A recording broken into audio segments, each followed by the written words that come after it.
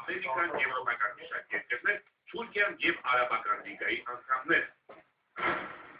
Իսկ Արաբական լիգայի նորեստերի ղեկավար Նաբիլ Էլ-Արաբին այսօր Բեռլինում հանդիպել է Գերմանիայի կանցլեր Անգելա Մերկելի հետ։ Արաբական լիգան կիրակի օրը հայտարարել է, որ սատարում է ընդդիմության պայքարին և պատրաստ է խաղաղապահ ուժեր գործուղել Սիրիայի հանրահայտությունը նպատակով։ Մերկելն այսօր իր երկրի լիակատար աջակցությունն է հայտնել արաբների նախաձեռնությանը։ Moody's միջազգային ռեյտինգային գործակալությունը իջեցրել է եվրոպական մի շարք երկրների, այդ թվում Իսպանիայի և Իտալիայի վարկանիշները, ինչ վերաբերում է Մեծ Բրիտանիային և Ֆրանսիային, ապա թեև նրանց վարկանիշը առաջվա պես բարձրագույնն է 3A, կանխատեսումը կայունից իջեցրել է մինչև բացասական։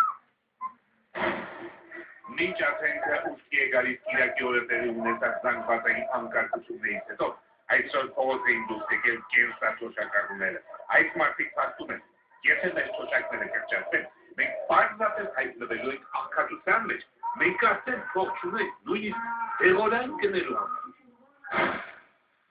Կոսովոյի սերբաբնակ տարածքում այսօր հանրաքվե է անցկացվում, այդ երկրի ալբանական իշխանությունները ճանաչելու հարցով։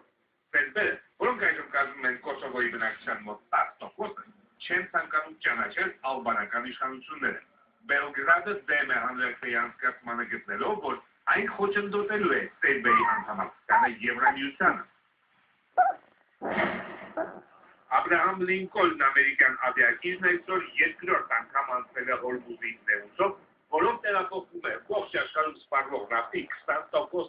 Թեև նավն անցել է Իրանի ափերի մոտակայքում, ԱՄՆ-ի իշխանությունները հավաստիացնում են, որ այս նավարկությունը որևէ կապ չունի Իրանի շուրջ լարվածության ահագնացման հետ, և նավը պարզապես հերթապահում է այդ ջրերում։